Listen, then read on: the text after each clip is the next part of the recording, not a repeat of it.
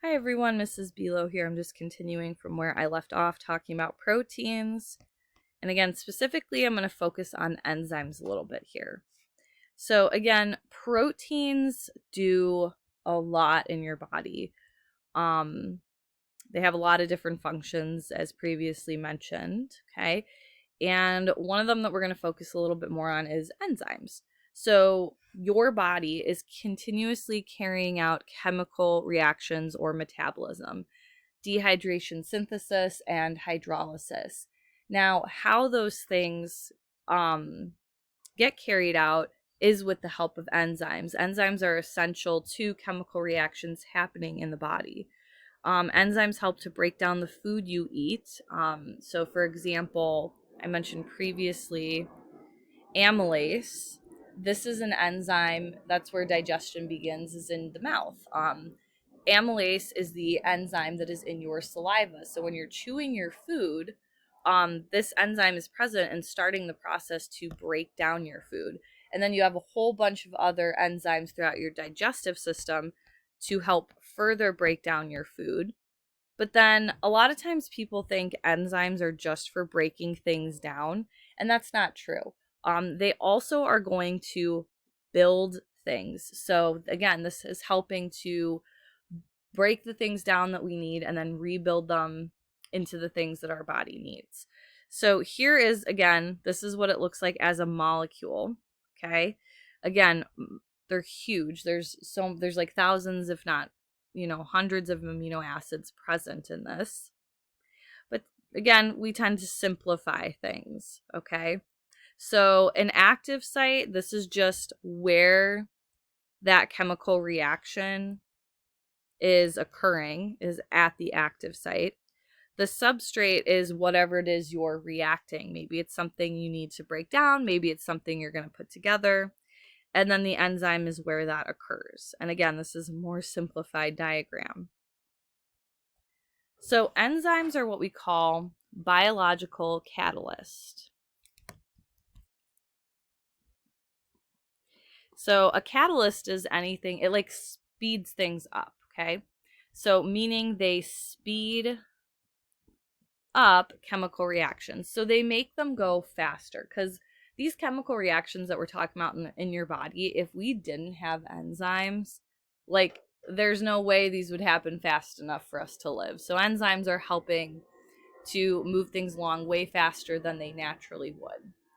So, and how this works is a catalyst, like an enzyme. So what it does to make it go faster is it lowers the activation energy, or the energy needed to start the chemical reaction.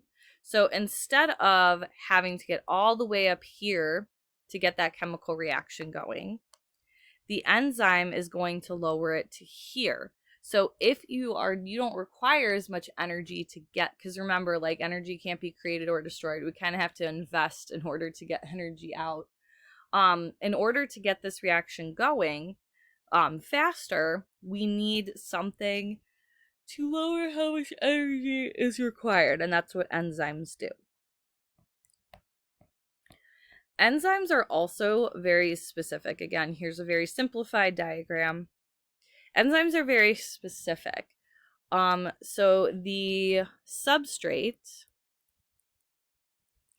that is the reactant. Remember, reactants are what you start with, products are what you end with. So you could call a substrate a type of reactant.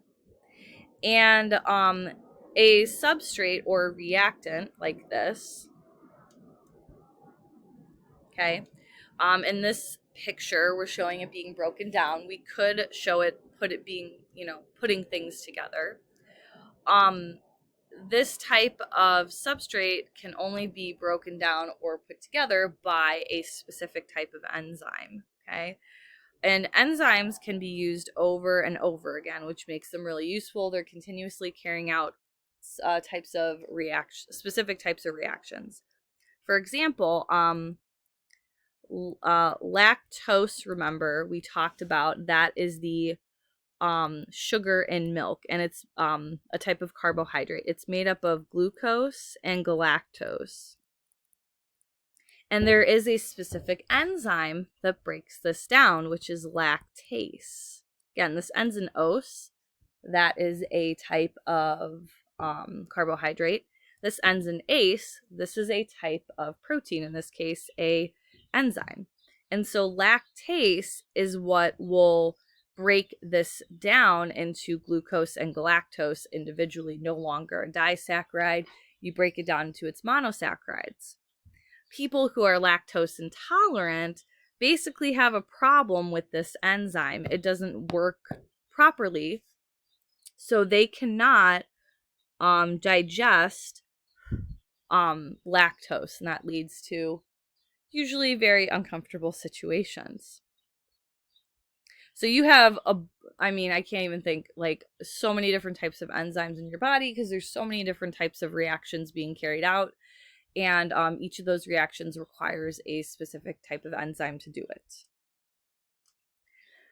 All right, lastly, we're going to talk about what happens if enzymes get outside their comfort zone. So this kind of explains what can happen to humans biologically when things aren't going so well. So an enzyme can go through, maybe certain changes in their environment. So enzymes usually function best in specific conditions, okay?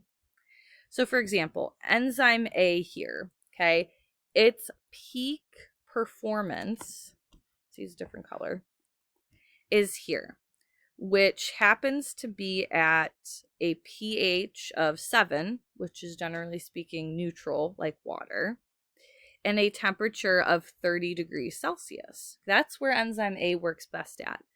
And again, all enzymes are different, okay? They're located in different places in the body and therefore have different conditions that they work best in. Versus enzyme B, it seems to function best closer to a pH of 7.5, which is a little basic, and a higher temperature of 38 degrees Celsius. Now, if you get outside of that comfort zone, the temperature gets too high or too low, the pH changes too much. When I say acidic, that's here on this end of the scale. So like a pH lower than 7 is acidic, so below a 7, versus over here is basic, which is a pH above a 7.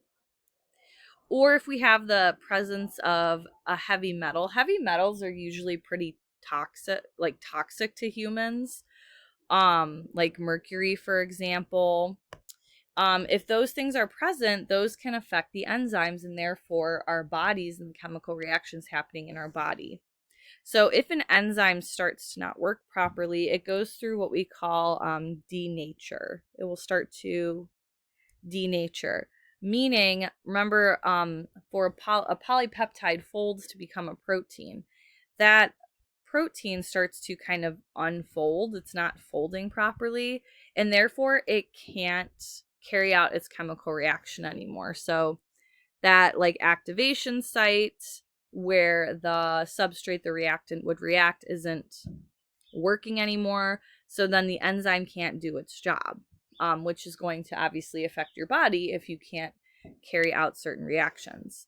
Oftentimes these are reversible. Once you get back to normal conditions, the enzyme will go back to doing what it needs to do.